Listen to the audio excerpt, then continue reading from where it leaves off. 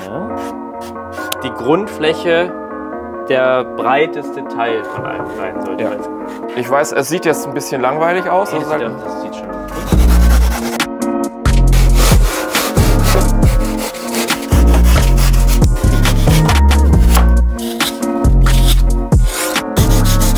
Ziemlich cool. Wenn das mal eine geile Zange ist.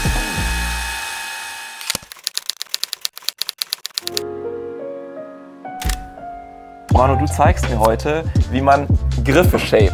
Shape seit vielen Jahren schon Klettergriff. Wie bist du denn zum Shapen gekommen? Ich habe dann immer einfach meine wilden Ideen einfach versucht umzusetzen. Mit der Stichsäge die einzelnen Multiplexplatten ausgeschnitten, mit dem Hobel weggenommen. Und es ist eine krass weite Reise bis hier, wo sie in Serie produziert werden.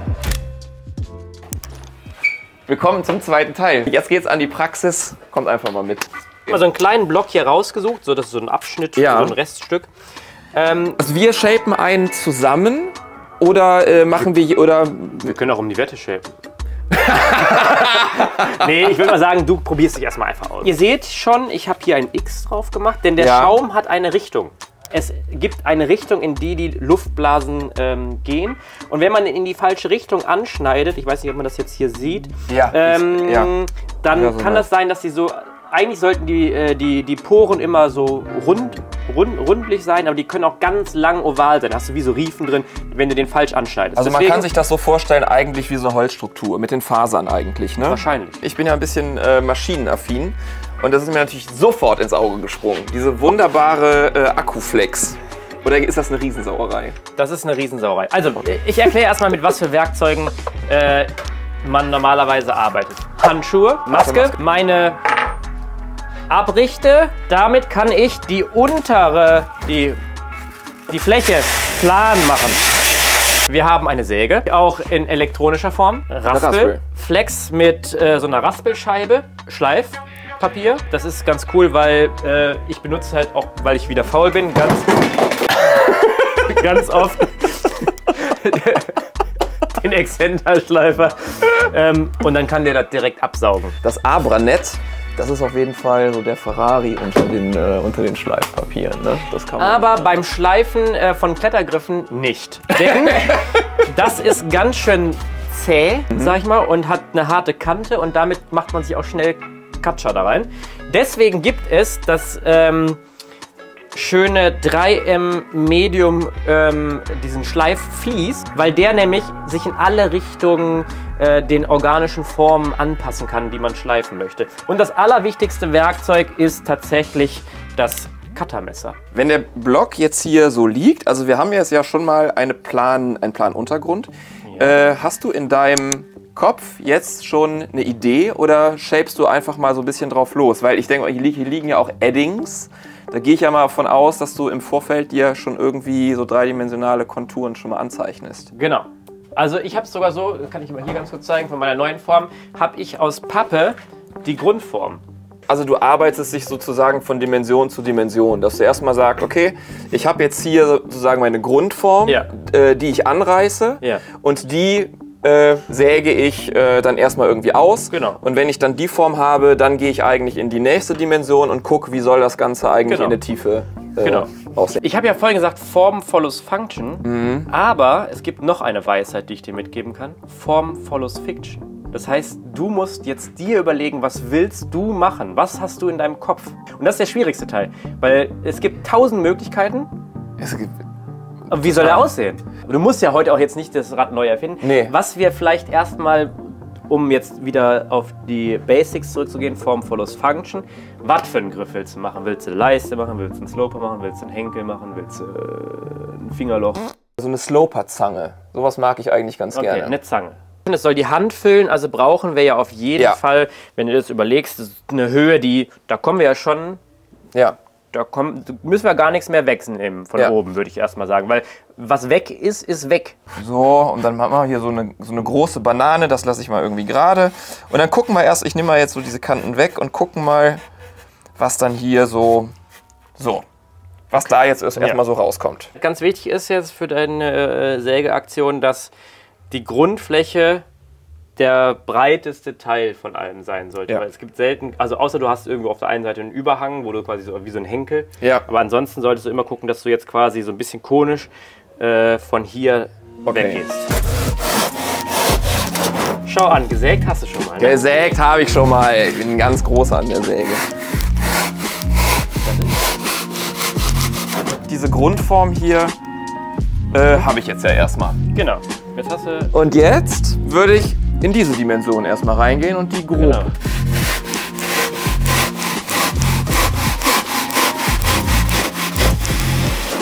Es ist schön, mal anderen bei der Arbeit zuzugucken. Okay, das wäre jetzt, das war jetzt irgendwie meine Seite. Ja, jetzt muss ich das hier machen. Jetzt musst du das machen. An deiner Linie entlang? Ja, bitte. Ich würde wahrscheinlich so hier direkt der Linie folgen. Dann kann man es auch so brechen. Ja. Ah, Nicht guck so mal. runtergesägt.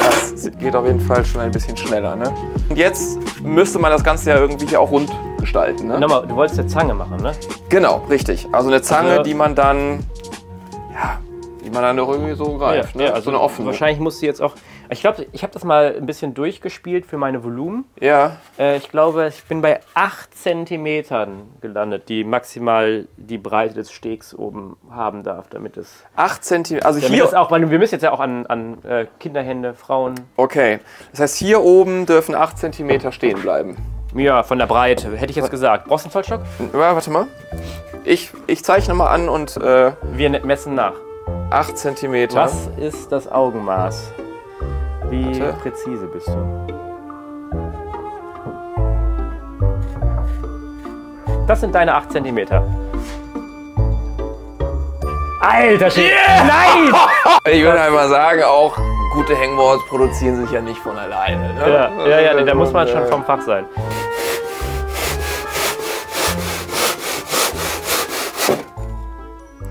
Zack. Noch sieht's klobig aus, ne? Wie würdest du denn jetzt weitermachen? Das hier ist ja sehr ausladend noch. Das heißt also, hier müssen wir jetzt das organisch wegnehmen oder wie auch immer wegnehmen, damit man wirklich hier greift und nicht hier greift. Man kann mit der Säge auch um die Kurve sägen. Ich würde jetzt einfach hier immer hingehen und würde das so ein bisschen so rausnehmen noch. Das würde ich auch auf der anderen Seite so machen. Das werden jetzt bestimmt irgendwelche Leute sehen im Video und denken so, boah, wieso macht ihr das denn so? Ne? Ich mach's einfach so.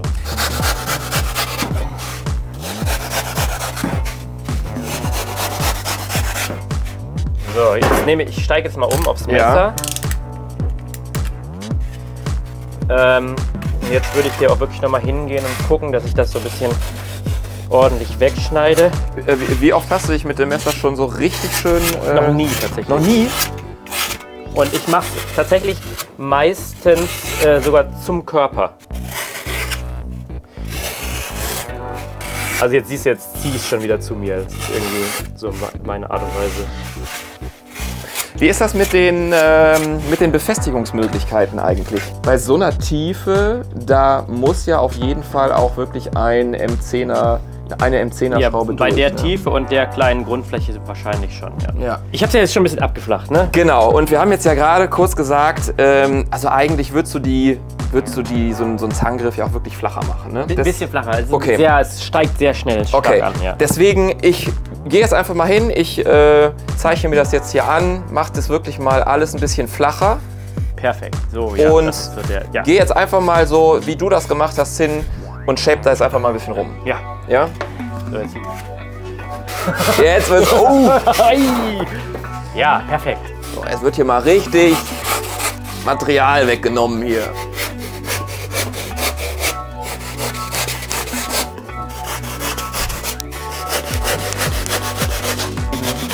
Sauberen Schnitt. Immer vom Körper weg. Ja.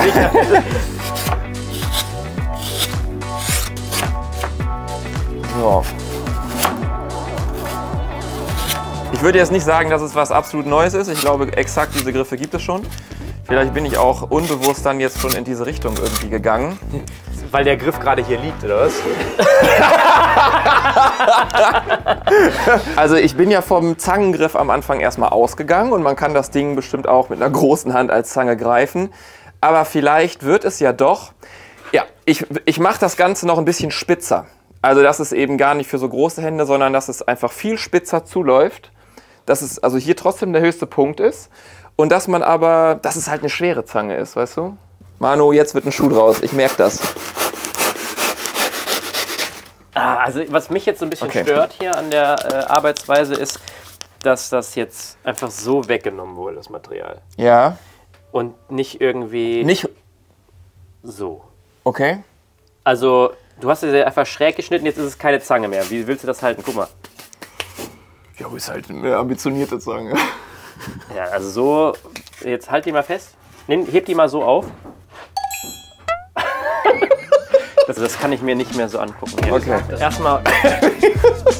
Das geht so nicht. Ich habe ja gesagt, ich fange immer mit der Grundform an. Das hast du hier schön angezeichnet. Jetzt machen wir erstmal hier eine schöne, ordentliche Grundform draus. Ne, dafür machen wir jetzt hier eine schöne Kurve rein.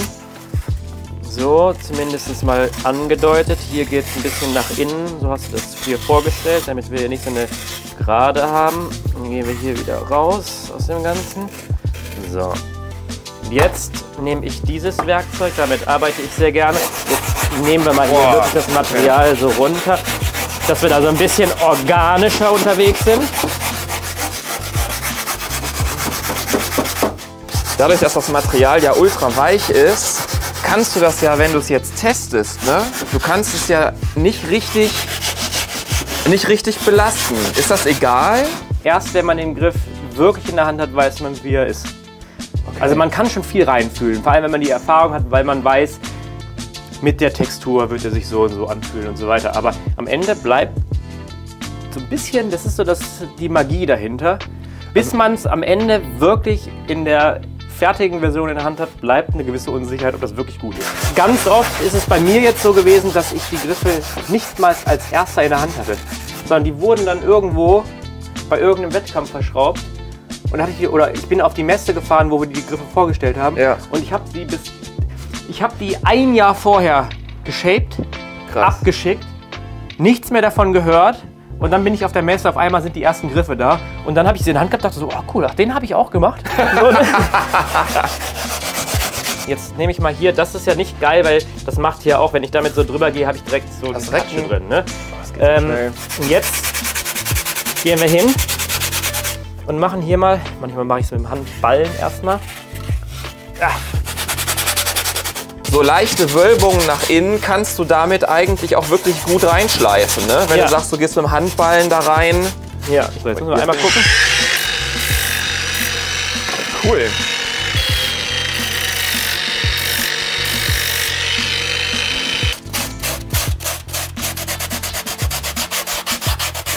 Ziemlich cool. Wenn das mal jetzt hier eine geile Zange ist. Boah, jetzt ist es echt eine schmale Zange. Wir haben am Anfang zu viel weggenommen. Der ist ja schon ein bisschen geschrumpft. Ja. Das hätte ich wahrscheinlich vorher gemacht. Jetzt haben wir hier eine Zange. Jetzt können wir uns natürlich die Details noch irgendwie überlegen. Wollen wir die ein bisschen weiter unten auch noch positiv haben? Ich glaube, das wäre ganz cool. Das heißt, jetzt gehe ich hier noch mal ein bisschen rein. Okay, kann ich jetzt noch mal mit dem Schleifen gleich, würde ich das gerne noch mal ausprobieren.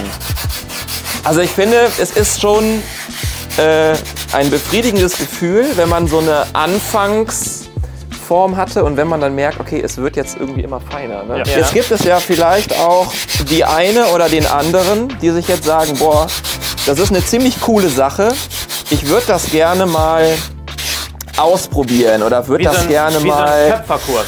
Ja, genau. Also würdest du sagen, ey, geht mal in den Baumarkt, kauft euch einfach mal so ein bisschen Schaum oder Multiplex oder so. Es ist ja, hatten wir ja gerade oder im ersten Teil ja auch schon, dass es natürlich ein sehr weiter Weg ist, bis man dann irgendwo so da ist. Ja. Aber also welchen Tipp würdest du jemandem raten, der so gar nicht so richtig weiß, wie gehe ich da jetzt irgendwie ran? Also dieses Ganze mit dem Schaum, das macht gar keinen Sinn, das auszuprobieren. Okay. Weil das ist entweder, hast du eine Firma, die das produziert, dann machst du es mit dem Schaum. Ja. Da kommst du auch nicht einfach, den kannst du nicht im Baumarkt kaufen, den Schaum, ne? Okay. Das ist also Quatsch. Aber ich kenne ganz viele, die haben sich dann mit Multiplex oder mit Hartholz und Schleifpapier und so weiter, eine Säge hingesetzt und haben sich für ihre Homewall oder haben einfach so ein Griffset aus Holz gebastelt. Das kann jeder natürlich ausprobieren. Also wenn man da mal so reinschnuppern möchte, dann sollte man das machen. Also der grobe Shape ist jetzt ja erstmal so fertig. Jetzt würde es mich natürlich interessieren, wenn du den jetzt mal bewerten würdest, aus deiner professionellen Sicht. Schulnotensystem, sehr gut bis ungenügend. Die Grundform ist langweilig. Ich finde die Zange ein bisschen schmal. Ich glaube, wir haben ein bisschen zu viel Volumen weggenommen. Am Ende, ne, die füllt meine Hand nicht wirklich aus. Und das bedeutet halt auch immer, dass ich natürlich, also sie ist schon schwer zu halten dadurch. Handwerklich hast du dich sehr gut gemacht. Also da würde ich sagen, also wie du mit der Säge umgegangen bist, mit dem Messer, hatte ich keine Bedenken. Schön zu hören. Hier müsste man überlegen, es ist fast keine Zange, sondern eher fast schon so ein Henkel so. Aber ich finde es eigentlich gar nicht schlecht. Also es ist jetzt auch nicht, du hast dich jetzt nicht verkünstelt. Das mag ich. Aber es wäre jetzt natürlich, um etwas Besonderes auf den Markt zu bringen, wäre es ein bisschen langweilig. Ja. Nach meinem Motto fördern durch fordern wäre ich nicht ganz zufrieden und hätte dem wahrscheinlich, also er ist auf jeden Fall ausreichend, definitiv. Okay. Ja, also man kann damit arbeiten. Ja. Aber ob der jetzt schon für eine 3 reicht, befriedigend? 3 minus, ich bin heute nett. Also mit einer 3 minus kann ich durchaus leben, das war früher genau. Ja, komm, wir geben eine glatte 3, weil du handwerklich wirklich überzeugend gearbeitet hast. Ich könnte den einmal jetzt in 10 Minuten komplett fertig machen. Mega, ja. So wie ich ihn dann abgeben würde für die Produktion. Da müsste ich mir jetzt aber die Maske aufsetzen, den Staubsauger nochmal anschmeißen und so weiter. Und dann treffen wir uns in 5 Minuten hier wieder. Und dann Mega.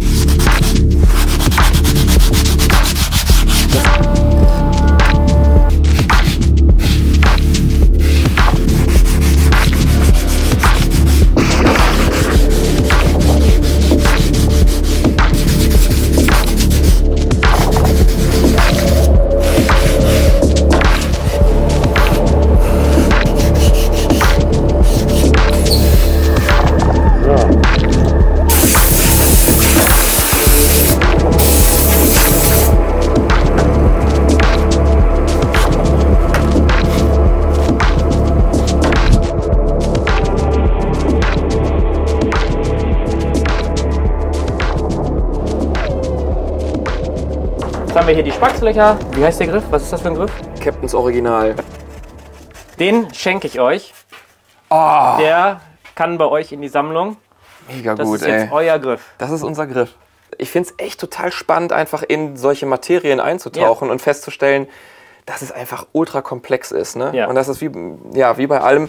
Vielen Dank, dass du dir die Zeit genommen hast und dass wir dir über die Schulter gucken können. In dem Sinne, wir verabschieden uns hier aus den heiligen Shaper-Hallen vom Manu. Aus dem Drecksloch. So schlimm war es nicht. Und aber es war schon ein bisschen dreckig. Bis zum nächsten Mal. Ist es sauber.